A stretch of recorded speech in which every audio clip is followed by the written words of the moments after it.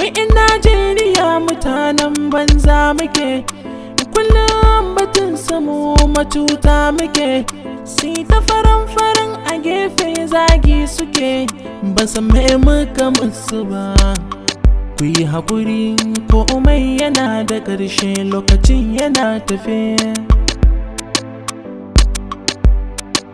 Tun farkon zama da kai a nuna maka baya kai, sai ka zo ka kasa kai da kai, bayan ba ka yi da kai daga inda za a sai da kai, ko ba ka sai aje da kai ka taho don aje da kai, domin an maishe da kai wawa wanda bai da kai, sai ka zo a yi ta shariya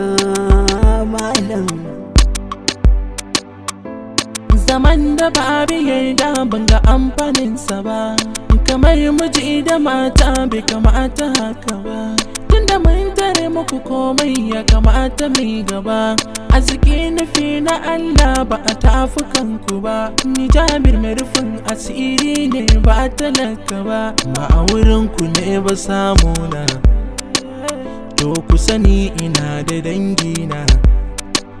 sana'a goma ba batun wasa ku yankula. Abin da zai ba ku takaici ku jiya, zama da su muke yi da zuciya daya, domin mu kare mutuncinmu don gudun tsiya, amma duk da hakan su ba su dubiya, gani suke yi muna hakan ne da riya, ba su san abin da suke yi ba duka mun jiya, sai dai mai haƙuri bi kamar ba a yi mana ba, mu mai shekamu wawaye Allah kana gani.